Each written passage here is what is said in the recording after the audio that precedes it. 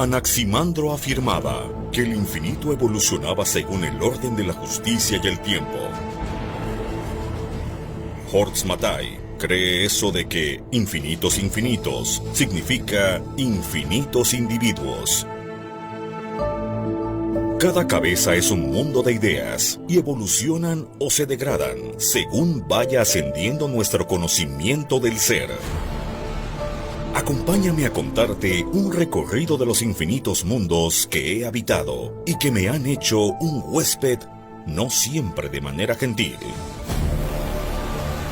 Francisco González en Evolución de Ideas por Radio UNACH.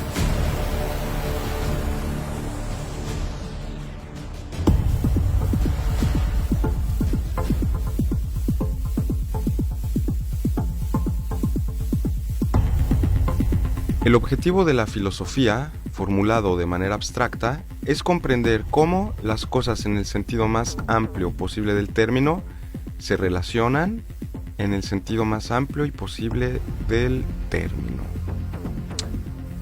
Wilfrid Sellars. Y con esta breve cita, me gustaría ahora introducirnos en una reflexión acerca de la vida, la obra de uno de los filósofos norteamericanos de mayor relevancia en el siglo XX e inclusive cuya influencia se percibe aún en el siglo XXI. Me refiero, como ustedes ya lo han de sospechar, a este filósofo estadounidense llamado Wilfrid Sellars. Bueno, Wilfrid Stoker Sellars fue un filósofo que nació en 1912 y muere en 1989. Es un filósofo bastante sistemático, original y muy profundo. Es uno de los filósofos norteamericanos que más influencia han ejercido en la llamada Escuela de Filosofía Analítica. Sin embargo, los intereses de Wilfrid Sellars no solamente se centran en las disciplinas tradicionales de esta escuela, como podría ser la lógica, la filosofía de las ciencias o la filosofía del lenguaje, sino que también ha sido educado este personaje en la tradición del idealismo trascendental, del idealismo alemán y la fenomenología. Es decir, Wilfrid Sellars representa uno de esos personajes en el siglo XX que comienzan a disolver las barreras, comienzan a derribar los muros que se habían construido a principios del siglo XX, finales del XIX incluso, entre las dos tendencias en filosofía más importantes.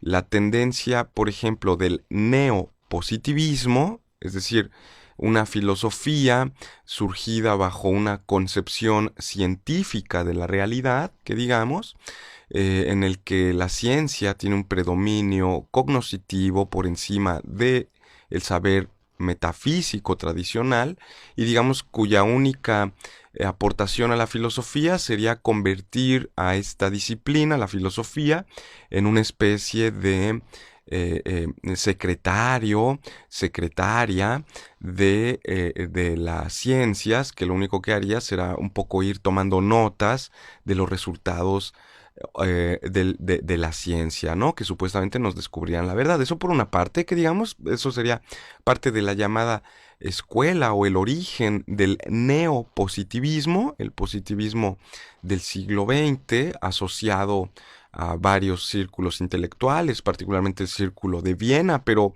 no es el único círculo, ¿no? El Círculo de Viena animado por Hans Hahn y Otto Neurath, ¿no?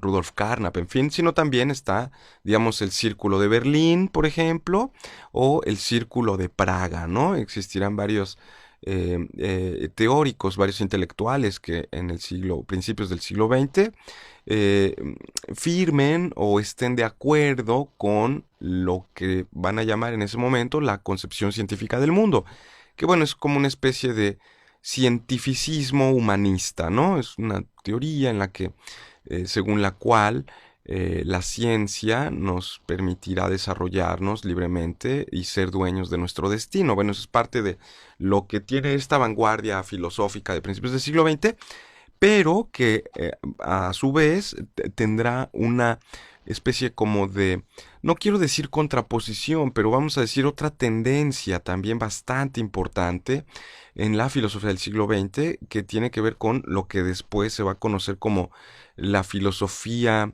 existencialista o fenomenológica e incluso hermenéutica, que serían como dos grandes polos, digamos, incluso muy gráficamente en la historia de la filosofía se suele decir, por ejemplo, en la filosofía del siglo XX occidental, se suele decir que la filosofía se marcan dos tendencias: la tendencia de la isla, es decir, de Inglaterra, la tendencia anglosajona en filosofía, y por otro lado una tendencia, vamos a decir, continental, ¿no? Es decir, una tendencia más en los países como Francia, Alemania, Italia, España, en los que la filosofía va a tener más este carácter fenomenológico, hermenéutico, en el que, digamos, las ciencias naturales, las ciencias duras, no juegan un papel tan central como sí lo tendrán en la tradición llamada analítica o de la isla,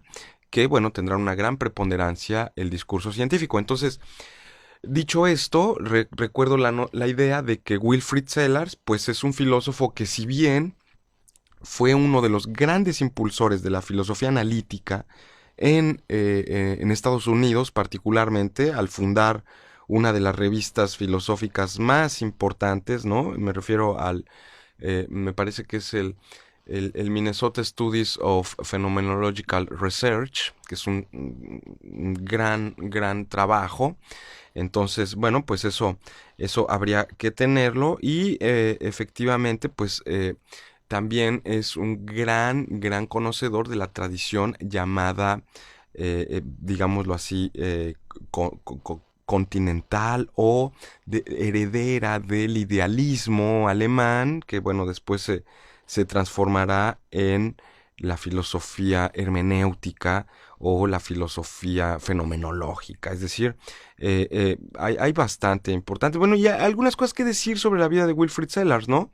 Que, digamos, realmente fue un estudiante muy destacado. Desde muy joven pues logró capturar efectivamente las ideas de Bertrand Russell, de George Edward Moore, la lógica modal de Langford, y bueno, pues su padre también era un gran filósofo reconocido, también hemos de decirlo, no tan reconocido como él, pero efectivamente él era bastante precoz intelectualmente, ¿no? Incluso en su época estudiantil llegó a ser partidario de un cierto grupo, digamos, izquierdista cuando era joven, ¿no? Y bueno, en la Universidad de Buffalo, en Estados Unidos, obtiene su maestría en filosofía escribiendo una tesis sobre Husserl, Edmund Husserl, y Immanuel Kant, ¿no? Dos filósofos alemanes. No solo eso, también podemos decir que como buen norteamericano, no solo se destacaba en las cuestiones académicas, también tenía una formación en deportes. Entonces era también un gran atleta, era un atleta competitivo, lo que le llevó a ganar una beca en el 34 para estar en la Universidad de Oxford, donde se inscribe en un programa, digamos, de becas deportivas, ¿no? Etcétera. Y bueno, eso le permite estar en Oxford hasta más o menos 1936, en el que ya obtiene su doctorado en filosofía con una tesis sobre Kant, ¿no? Entonces eso es importante también que decirlo. Y bueno, fue un filósofo que desde muy joven, ya en 1938, recibe propuestas de trabajo, por ejemplo en la Universidad de Iowa. Es el primer puesto en el que Sellars se desarrolla, y aunque era un departamento muy pequeño, digamos un poco como el símil de lo que tendríamos aquí en nuestro programa de la UNACH, programa de filosofía, es un programa pequeño. También el programa de Iowa, de la Universidad de Iowa, por la década de los 30 a finales, era un programa muy pequeño, pero ¿saben qué? En este periodo, Wilfrid Sellars tuvo un gran empuje en introducir la historia de la filosofía como una materia digna de estudio en planes y programas que estaban muy diseñados al estilo norteamericano, al estilo inglés, anglosajón, en el que la historia de la filosofía es relegada por no ser filosófica propiamente, ¿no? Que digamos, no, los ingleses, la manera en la que nos enseñan filosofía, en Cambridge, en Oxford, en Estados Unidos, etcétera, el peso de la historia de la filosofía no suele ser tan relevante. Ellos, digamos, te pueden decir, bueno, pues eso fue lo que dijo Kant, pero pues Kant se murió hace 200 años, y usted, señor, ¿qué es lo que opina ahora mismo? ¿No? Entonces, bueno, pues ahí estuvo en esa época. Piensen que de pronto también le toca vivir la Segunda Guerra Mundial. Y bueno, sirve en la Marina en la Segunda Guerra Mundial de 1943 a 1946. Recuerden que también los norteamericanos tienen una tradición, digamos, pues militarista, por llamarlo de alguna manera. Y bueno, el propio Wilfrid Sellars se enrola en el ejército, en la Marina, y sirve durante 3 años en el frente del Pacífico. Y bueno, cuando termina la guerra, pues ya no tuvo más remedio que terminar los trabajos que había quedado pendientes en algún momento, ¿no? Y entonces, bueno, pues ya terminando la guerra, llega justamente a la Universidad de Minnesota, en donde publica un primer texto que son las lecturas en análisis filosófico, que es una colección clásica de estudios sobre la llamada filosofía analítica, ¿no? No solo publica este libro, en el 52 también publica lecturas sobre la ética o en teoría de la ética, y, digamos, ejerce una muy, muy importante influencia en el Centro de Filosofía de la Ciencia de la Universidad de Minnesota, ¿no? Es decir, no solo funda el Minnesota Studies of Philosophy, que es una de las revistas filosóficas más relevantes, sino que también impulsa el estudio de la filosofía de las ciencias en la Universidad de Michigan. A finales de 1950 es que él abandona esta universidad y bueno, llega a lo que se convertirá después en, digamos, su centro de acción o de influencia mayor, que es la Universidad de Pittsburgh, ¿no? Digamos, en donde crea sus escritos o publica sus escritos más clásicos, como son el empiricismo o empirismo y la filosofía de la mente. En inglés, Empiricism and the Philosophy of Mind. Es un breve ensayo, pero bastante importante, de 1956. Y luego, pues, podríamos considerarlo uno de los artículos más relevantes en la filosofía analítica, incluso hasta este periodo del siglo XXI.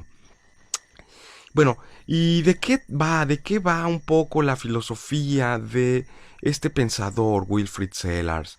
Que, digamos, no solo se dedicó a hacer filosofía del lenguaje, filosofía de la mente, teoría del conocimiento, sino que también es un gran investigador en términos de la historia misma de la filosofía occidental. He de decir que aunque Wilfrid Sellars no es un filósofo, vamos a llamarlo así, demasiado prolífico, es decir, que haya escrito muchísimas obras, la influencia de Wilfrid Sellars, eso es por lo que a mí me interesa señalarlo ahora, es porque él, o con él, mejor dicho, los Estados Unidos, ese país joven, a veces tan admirado, a veces tan odiado, ¿no? Una cultura que a veces nos suena un poco artificial o bastante frívola de pronto. Lo admirable de Wilfrid Sellars es que es un hombre que crea tradición. ¿A qué me refiero? A que aunque sus planteamientos filosóficos tal vez hayan sido descartados o muchos filósofos norteamericanos, ingleses no estén de acuerdo con su planteamiento, eso no deja de lado la labor que, por ejemplo, como editor, es decir, como fundador de publicaciones especialistas o especializadas en el área de filosofía, él logra desarrollar. En 1950, 1960, es la época de los grandes journals, los grandes revistas de investigación filosófica. en la que sus contemporáneos, sus profesores, sus estudiantes podían publicar sus propios resultados de investigación con un, digamos, nivel investigativo, intelectual, académico, pues bastante reconocido. Y entonces, en ese sentido, por ejemplo, muchos de los ensayos más influyentes que ha habido en la filosofía analítica han sido publicados en el Minnesota Studies of Philosophy o en el Philosophy and Phenomenological Research, dos revistas que Wilfrid Sellars tuvo el honor de editar e incluso de crear, ¿no? Y de impulsar. Eso por decirlo de alguna manera. Pero no solo eso, sino también, digamos, la gran formación de centros como el que les he contado, ¿no? El Centro de Filosofía de las Ciencias de la Universidad de Michigan y particularmente los estudios sobre historia de la filosofía. Es decir, es un filósofo que crea una tradición al crear las condiciones para que otros filósofos y filósofas de distintas tendencias, incluso a veces contrapuestas, puedan expresarse. Y eso es muy, muy valioso, ¿no? Realmente construir una comunidad filosófica es algo realmente bastante, bastante duro, que digamos, pero bueno, pues es parte de lo que se hace. Entonces, bueno, pues, ¿qué podríamos decir? ¿Qué podríamos decir? Vamos a pensar un poco sobre la filosofía de Wilfrid Sellars, ¿no? En la filosofía y la imagen científica del hombre, es un texto que escribe Wilfrid Sellars por ahí de los años 40. Sellars expone su visión de la filosofía y cuál es la situación contemporánea, ¿no? Justamente de aquí viene la cita que he tomado. Para Wilfrid Sellars, la filosofía, el objetivo que tiene es comprender la manera en la que las cosas se relacionan unas con otras en un sentido muy amplio, ¿no? Es decir, para que la filosofía alcance éxito, ¿no? O para que la filosofía pueda decirse que es algo serio, tiene que conocer su propio camino. Es decir, no de esa forma irreflexiva en la que los 100 pies de pronto, ya lo saben, ¿no? Van caminando y de pronto se preguntan, ¿y cómo le hago para caminar, no? Sino más bien de una manera reflexiva en la que las preguntas acerca del sentido de nuestras acciones sean las que dirijan esta empresa. Entonces, de esta manera podemos entender a la filosofía como una indagación de orden superior, conducida reflexivamente, que es continua, pero que se distingue de otras reflexiones de las disciplinas particulares o especiales.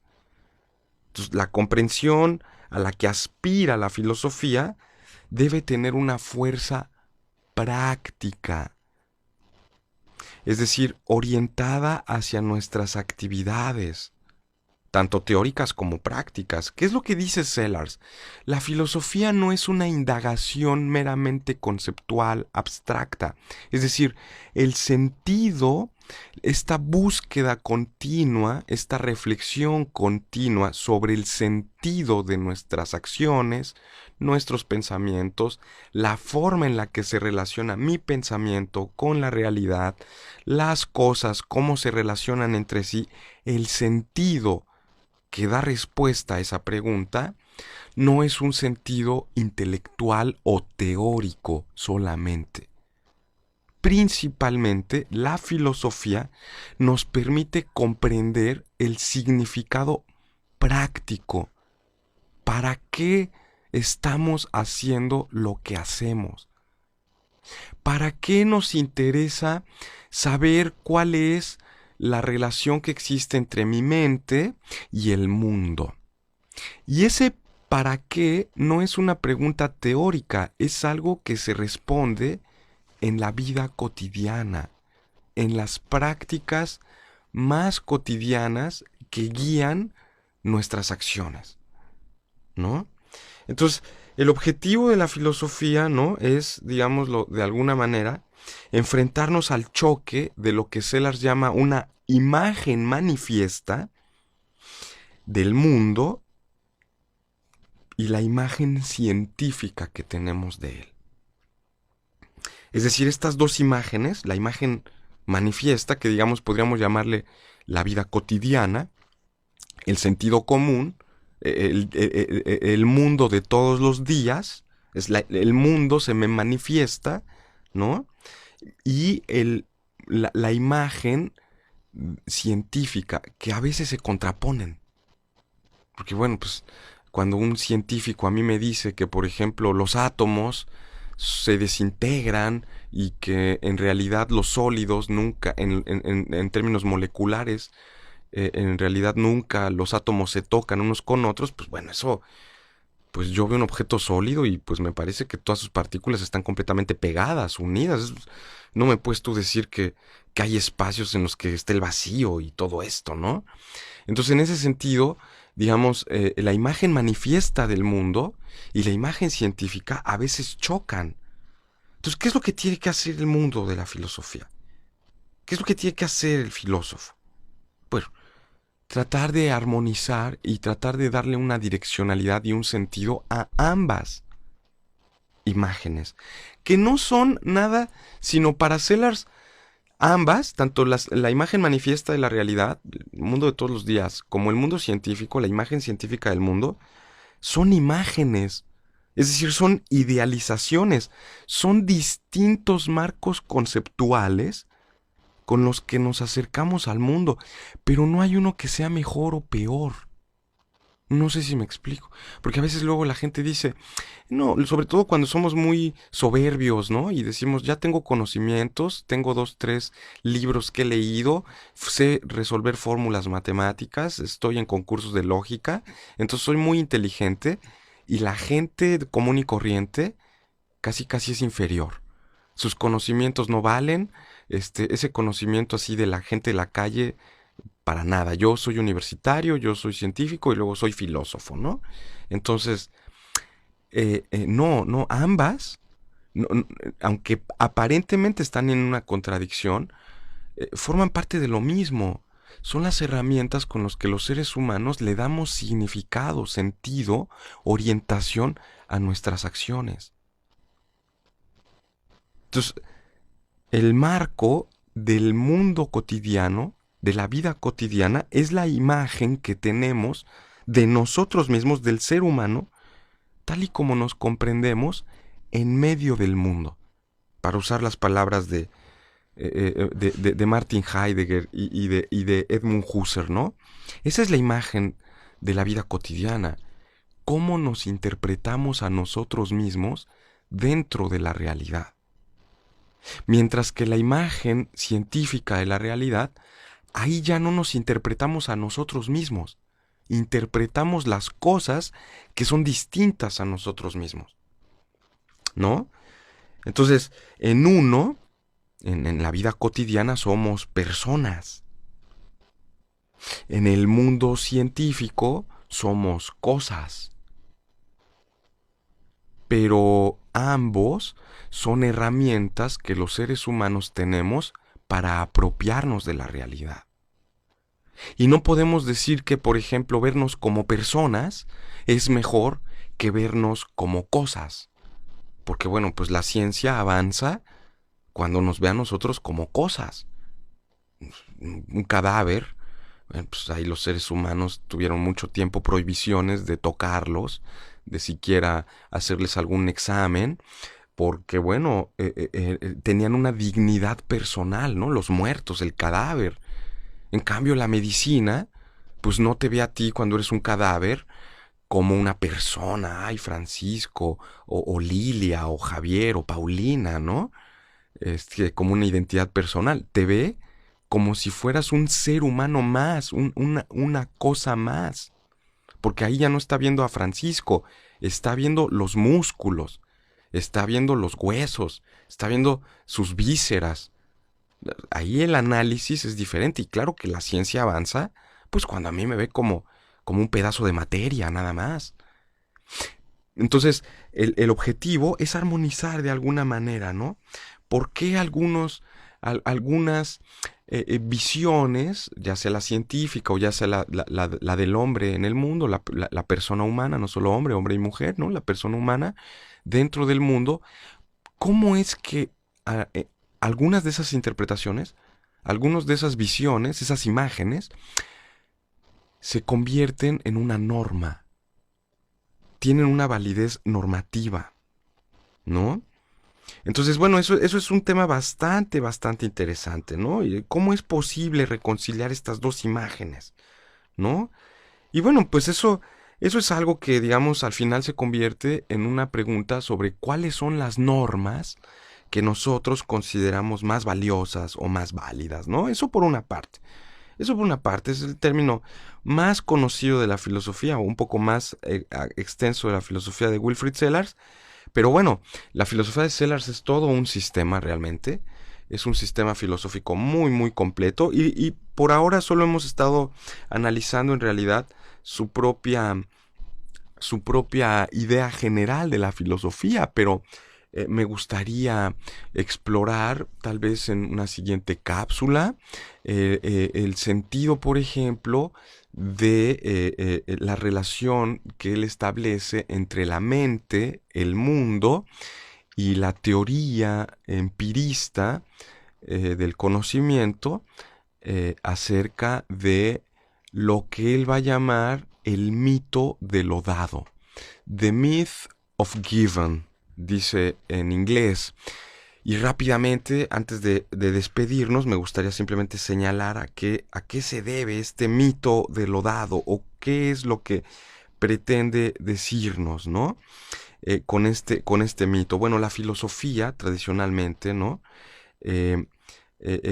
Ha creído que en el conocimiento hay un elemento en el que nuestra mente se muestra receptiva o es pasiva o que le es dado, es decir, que le sucede que aparece un objeto, ¿no?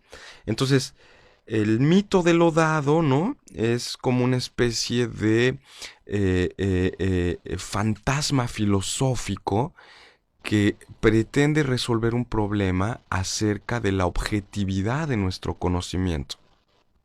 Entonces, de pronto, en una especie de realismo metafísico, los que hacen teoría del conocimiento afirman que existe una realidad que es independiente de nuestra mente, por eso se llama realismo, porque hay una realidad, existe una realidad que no depende de la mente humana, que es independiente de la mente humana.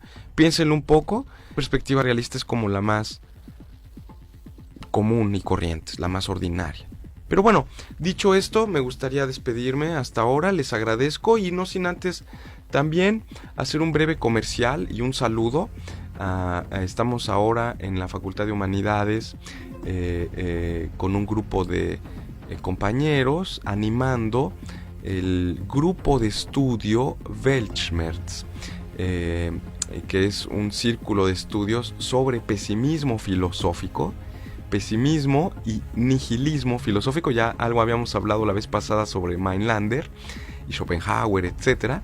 Entonces, efectivamente, quiero mandar un saludo a todos los que están en este selecto grupo de estudiantes, a todos y a todas, y también los invito a los que aún no forman parte de él, pues que se unan, sigan la página de la Coordinación de Filosofía de la UNACH, la página de Face, y bueno, ahí van a ver todos los datos y el cartel y dónde pueden registrarse para participar todos los viernes por la tarde de 3 a 5 de la tarde en la Facultad de Humanidades. Y bueno, pues con este anuncio, con este aviso, me despido y les doy las gracias. Muchas gracias.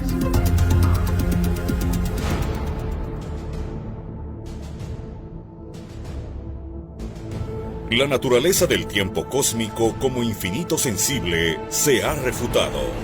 Las convenciones sociales siguen regulando la naturaleza de una evolución que tratamos de comprender de las mentes más lúcidas y geniales de la historia. Radio UNACH presentó Evolución de Ideas. Escúchanos en la siguiente emisión.